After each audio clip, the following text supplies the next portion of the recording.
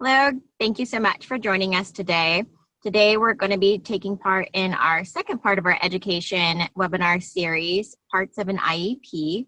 My name is Susan Goodpasture. I'm the Development Director for California Tribal Families Coalition.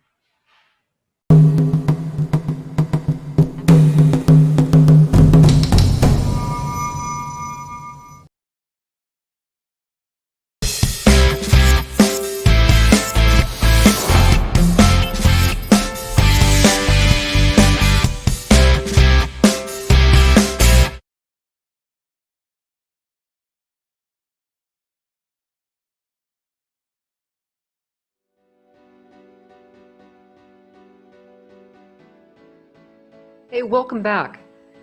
Now we're going to talk about Part B, which are for children from 3 to 21 years of age. Let's go ahead and get started.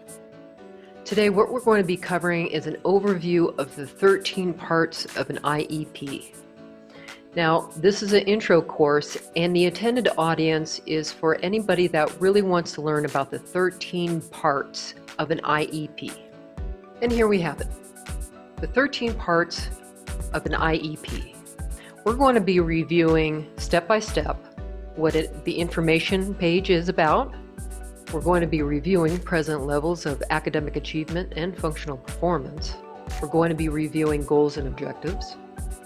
We're going to be talking about transition if your student is of 16 or older. We're going to be talking about special factors, special education service options considered. That is from the least restrictive environment to the most restrictive environment. We're going to be talking about supplemental aids and services. We're also going to be talking about special education related services. Next, we're going to be talking about transportation, ESY, which means extended school year, the offer of FAPE, which means a free and appropriate public education, and finally, your signature and consent. Let's get started. So the first step is the information page. Now all of this, the front page, is all about your child's information page. On it should be your child's legal last name and first name, IEP meeting dates, the purpose of the meeting, any home information, and of course, your child's primary and secondary eligibility. Next, let's go ahead and discuss your child's present levels of academic achievement and functional performance. Now, as you can see, there are 9 areas of present levels of academic achievement and functional performance. Area 1 is broken out into 4 parts. It talks about the strengths of your child, their preferences and interests. It also reviews last year's state assessments results, if there's any concerns for health or even vision, and of course, finally, what your concerns are. Area 2, we're going to be looking at developmental, academic, and functional skills, including classroom performance in all academic areas. Area 3 are communication developments. Area 4, gross and also fine motor skills. Area 5, social, emotional, and behavioral. Area 6, any health concerns. Area 7, vocational. Area 8, adaptive daily living skills. And finally, Area 9 are the goals in these areas that we have concerns over that we must address through a goal. So let's look at Area 1. We're going to be talking strengths and preferences, and of course your concern. When we talk about a student's strengths, we're talking about, are they a visual learner? Do they have more of an auditory learning ability? Are they more kinesthetic? What are their preferences? Do they like working with people or do they like working alone? And finally, what is the student's interest? Next, are your concerns regarding your child's educational progress? A little side note, as you can see here, they also want to present last year's assessment if this student with disability actually took a statewide assessment. Now, it should be noted that due to COVID-19, nobody in the state of California, not one child, took a state assessment. So if you see this blank, don't worry. And finally, right at the bottom over there, is any hearing or vision screening that the school nurse may have done. If it's indicated that they have failed, make sure that you visit your local hearing or vision specialist to have your child checked out. As promised, with the present levels of academic achievement and functional performance, 2 through 8 talks about developmental, academic, and functional skills. We're going to be looking at their reading, their writing, and also their math. What level are they at? What weaknesses have we found within our assessments? And again, we talk about communication development. We will be talking about if there's any need for any gross or fine motor development, any social, emotional, or behavioral issues that we need to address, any health concerns, vocational adaptive living skills, and from all of that we finally get to our goals. Now, let's go ahead and talk about goals and objectives. Goals and objectives come from the present levels of academic performance in identifying the need. In each need or each area, each goal has to be specific, measurable, achievable, realistic, and timely. So let me show you an example. Here is our present levels of academic achievement and functional performance. Here's what it says. On a qualitative reading inventory, Read 180, Sarah achieved 4th grade silent instructional reading levels for stories. Currently, she has achieved 4th grade instructional level for silent reading narrative materials of 250 words. It should be noted that Sarah may be already a 5th grader, and we have identified this area as a weakness. From the present levels of academic achievement and functional performance, we move on to the goal. So here's the goal that we have identified for Sarah. By the end of the 3rd marking period on Read 180, Sarah will achieve a 5th grade instructional level for silent reading narrative materials of 500 or more words. Now remember, this goal is supposed to be a year from when we meet. It should be noted that every goal can be broken out into benchmark periods. For Sarah, we've identified that she needs these objectives as well as her goal. So let's read the first objective. By the end of the 1st marking period, Sarah will answer 7 out of 8 questions correctly when silently reading narrative materials. She will achieve this on 3 successive occasions with new and unfamiliar 4th grade narrative materials of 350 plus words from an ABC reader. I should note, in the present levels, right now, she's only reading 250 plus words from the ABC reader.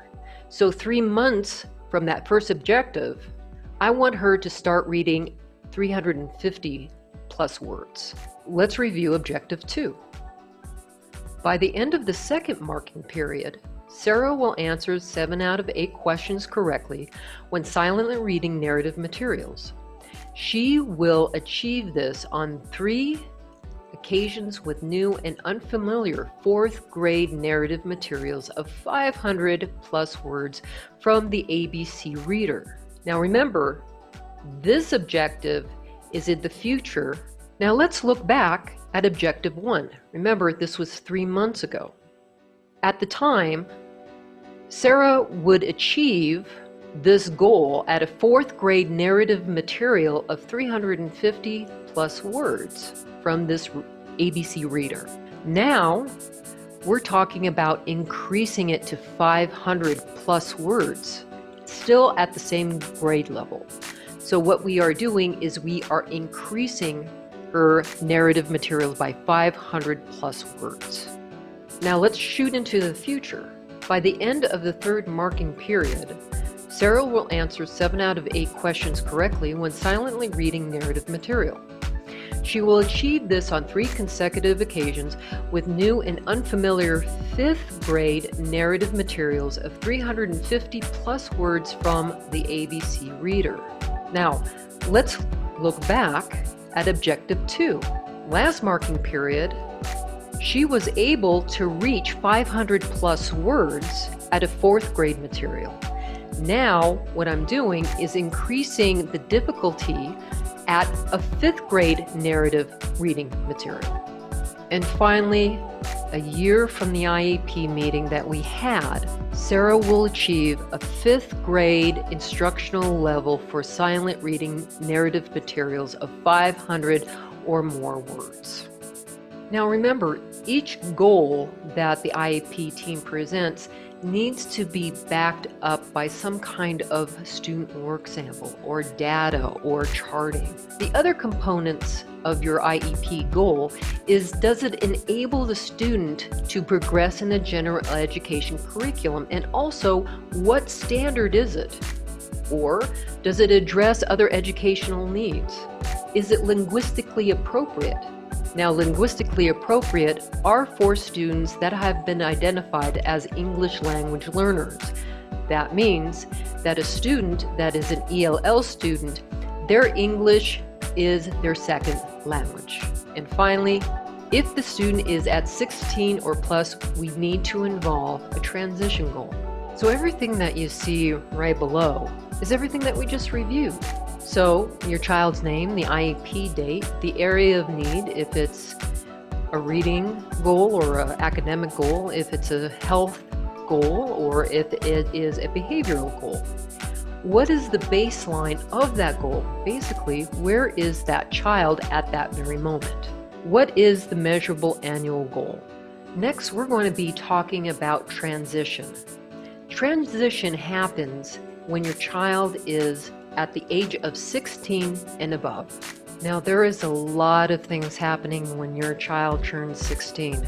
Not only are they eligible for a driver's license and to add more white gray hairs to your head every time they leave the house, at the age of 16 or older, we start talking about transition. So, as the fortune cookie says upstairs, transition is your future. So basically, this is a preparation for adult life and independence. So beginning no later than the age of 16, the IEP must include measurable goals for the student's anticipated post-secondary program and a description of the services needed for the child to reach those goals.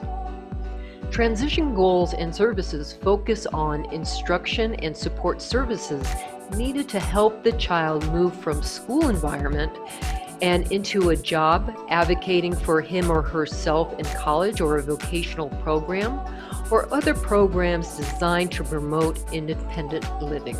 So let's talk about special factors. Is there anything else that the IEP team or the student may need to be able to access their curriculum? For example, does a student need assistive technology? And finally, does the student's behavior impede the learning of self or others? It should be noted, if that is marked yes, there should be a goal that needs to be addressed.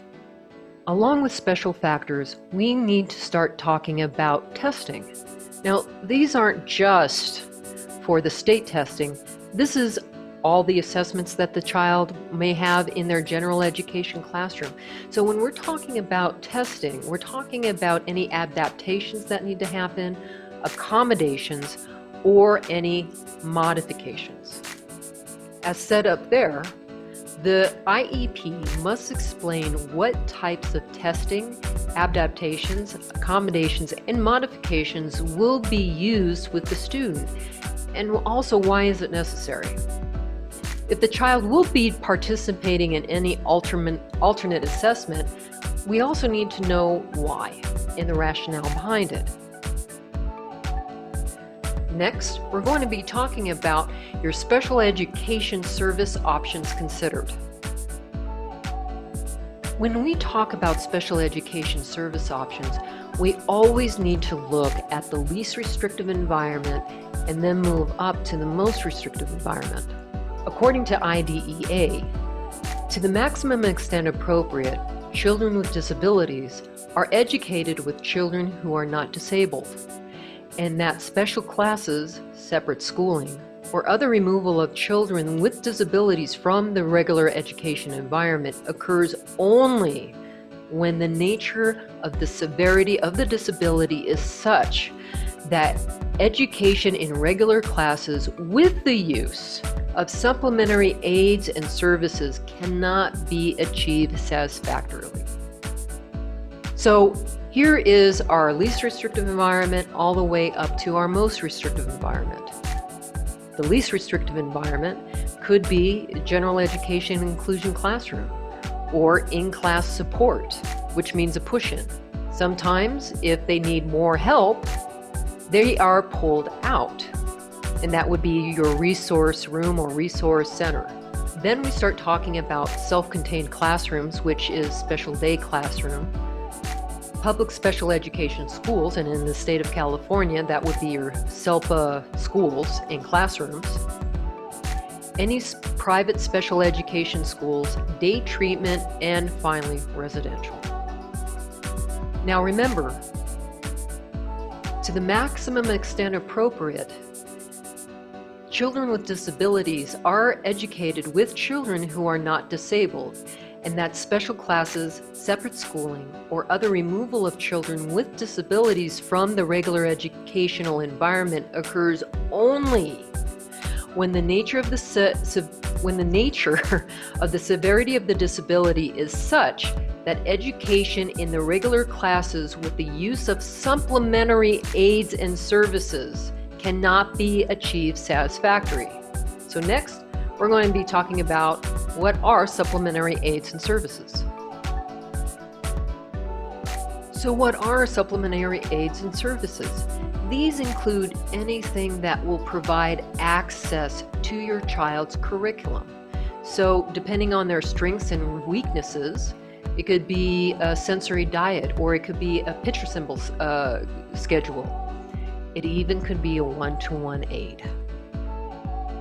Next, let's talk about special education and also the related services time. Now, special education and related services, well, these are either instructional services or services related to instruction. For example, if the child has speech and language services or occupational therapy services. All of these services are so that your child will have the educational benefit and make progress on his or her goals. Individual or group services are noted along with the start and the end date, duration, and frequency. So let's pick an example. Speech and language impairment. We can see that as either 30 times weekly, 60 times monthly, or 180 times yearly. That is just an example. Next, let's talk about transportation. Now remember, transportation is just not a given.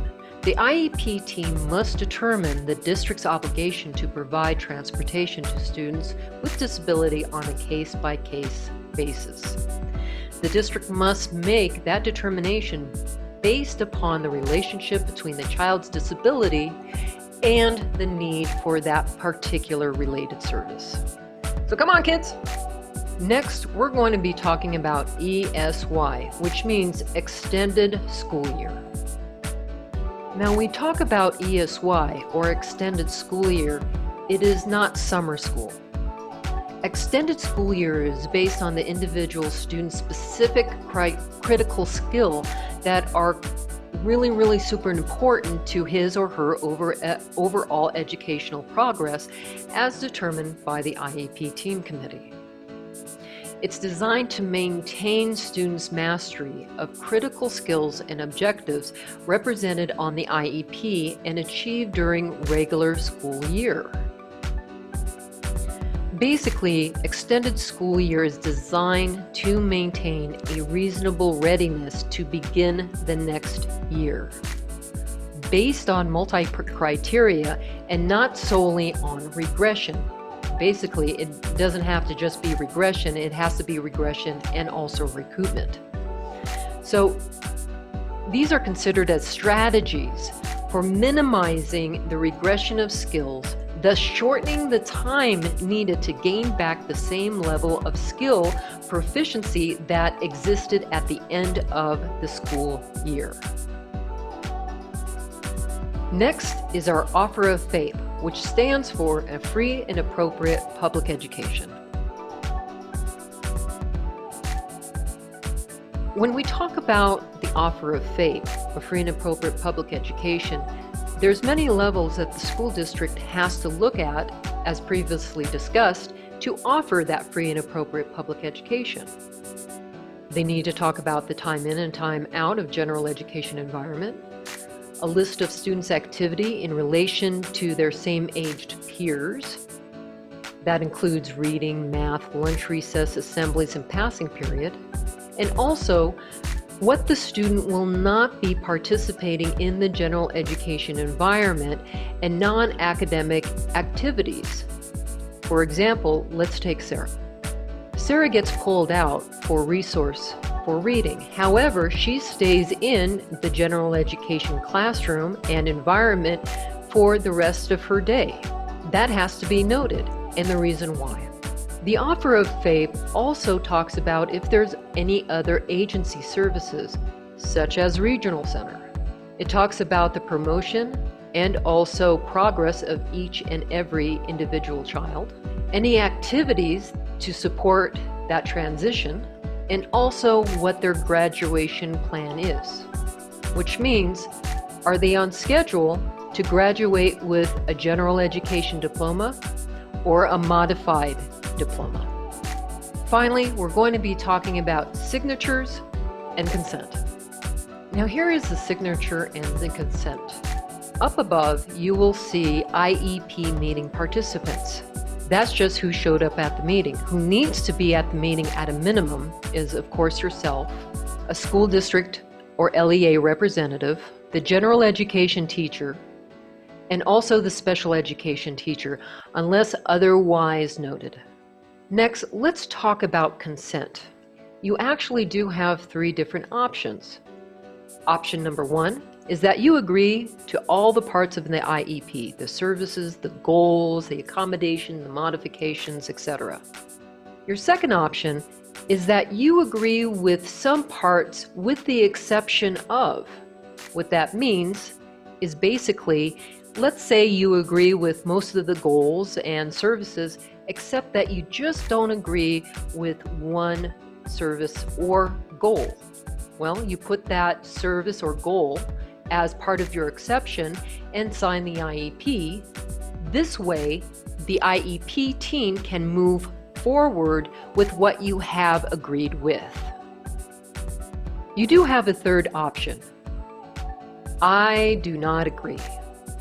That means you do not agree with any portion of this IEP.